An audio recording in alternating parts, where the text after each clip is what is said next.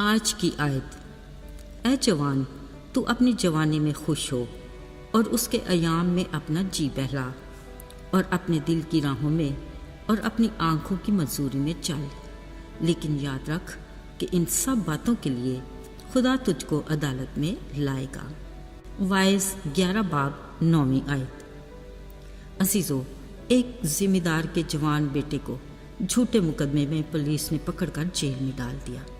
باپ نے بیٹے کی بے گناہی ثابت کرنے کے لاکھ جتن کیے مگر ناکام رہا۔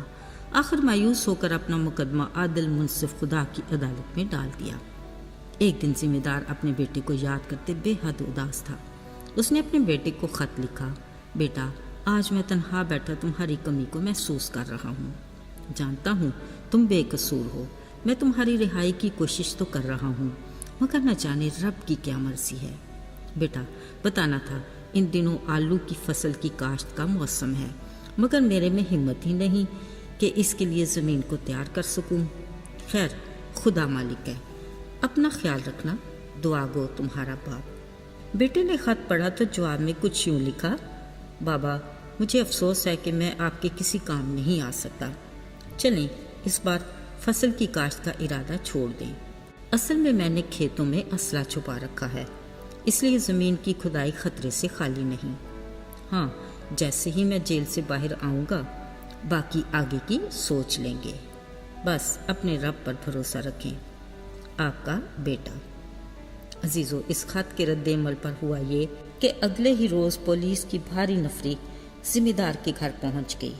انہوں نے اس کی ساری زمین کو کھود کر چپا چپا چھان مارا، مگر وہاں نہ اسلحہ تھا اور نہ ہی انہیں ملا۔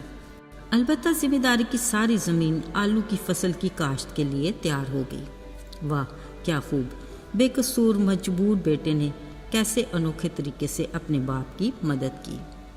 عزیزو، جوانی انسانی زندگی کا وہ حسین دور ہے جس میں ہر کھلاڑی کو نہ آج کی پرواہ نہ مستقبل کی فکر، دلیری اور بے خوفی کا وہ عالم جس میں خطروں سے کھیلنا اس کا دل پسند مشغلہ بن جاتا ہے۔ اپنے زور بازو پر بھروسہ کرتے ہر وہ کام کرتا ہے جو اس کے دل کو بھائے۔ اصل میں یہی وہ دور ہے جس میں اس کی ابتدائی تربیت کے اثرات اور ثمرات نظر آتے ہیں۔ سلیمان بادشاہ نے اپنی حکمت کی کتاب وائز میں کہا، جوانی کے ان ایام کو کھلے الفاظ میں یوں فرمایا کہ اے جوان، تو اپنی جوانی میں خوش ہو اور اس کے ایام میں اپنا جی بہلا، اور اپنے دل کی راہوں میں اور اپنی آنکھوں کی منظوری میں چل، لیکن یاد رکھنا کہ ان باتوں کے لیے خدا تجھ کو عدالت میں لائے گا۔ عزیزو، اگرچہ کھلے لفظوں میں جوان کو اپنے من کی زندگی جینے کی اجازت دی گئی ہے، مگر اس وارننگ کے ساتھ کہ یاد رکھنا خدا تجھے ان باتوں کے لیے عدالت میں لائے گا ضرور۔ بلا شبہ یہ آزادی کی ایک حد ہوتی ہے، مگر یاد رہے حد سے تجاوز خطرے سے خالی نہیں۔ کلام مقدس میں بھی لکھا ہے کہ خدا نے انسان کو اس کی آزاد مرضی پر چھوڑا، مگر اچھے برے کی تمیز کے لیے عقل اور شعور سے نوازا۔ ابتدائی انسان آدم اور حوا کو بھی ان کی آزادانہ مرضی پر چھوڑا، مگر ایک وارننگ کے ساتھ۔ عزیزو، اکثر گھرانوں میں بھی جوانوں کو چھوٹے بچوں کی طرح روک ٹوک تو نہیں کی جاتی، مگر خاندان کی عزت اور ناموس کا خیال رکھنے کی وارننگ ضرور دی جاتی ہے جو خاندانی فرائض میں شامل ہے۔ بلا شبہ ہر جوان اپنی زندگی کے دن اپنی مرضی سے گزارنا چاہتا ہے۔ وہ اپنی آنکھوں کی پسند ناپسند اور دل کی منظوری کو ترجیح دیتا ہے، مگر انسان کا ازلی دشمن ابلیس ان سب کمزوریوں سے واقف ہے اور بڑی ہوشیاری سے وہ ایسی ہی آزمائشوں کا جال بچھاتا ہے۔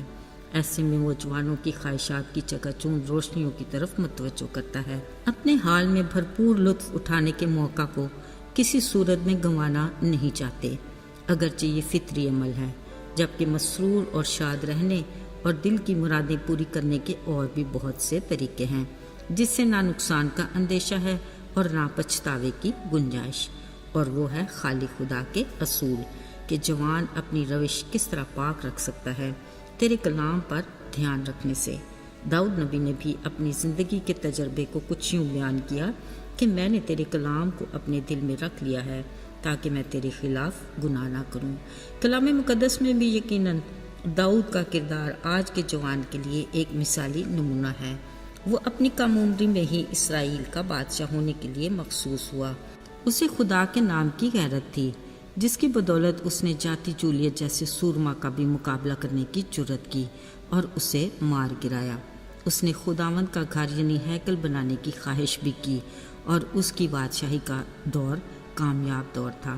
اس میں شک نہیں کہ اس نے خوشحال جوانی کے ایام گزارے، آنکھوں کی منظوری اور دل کی راہوں پر بھی چلا، مگر اس نے اپنی عدالت کے وقت کو ہمیشہ یاد رکھا۔ اس نے خدا کی تنبیہ کو اپنی بہتری اور بھلائی سمجھا اور کہا، اچھا ہوا کہ میں نے مصیبت اٹھائی تاکہ میں تیرے آئین کو سیکھ سکوں۔ عزیزو، آج بھی خدا اپنے جوانوں کے لیے کہنے کی آرزو رکھتا ہے کہ مجھے میری مرضی کے مطابق مل گیا۔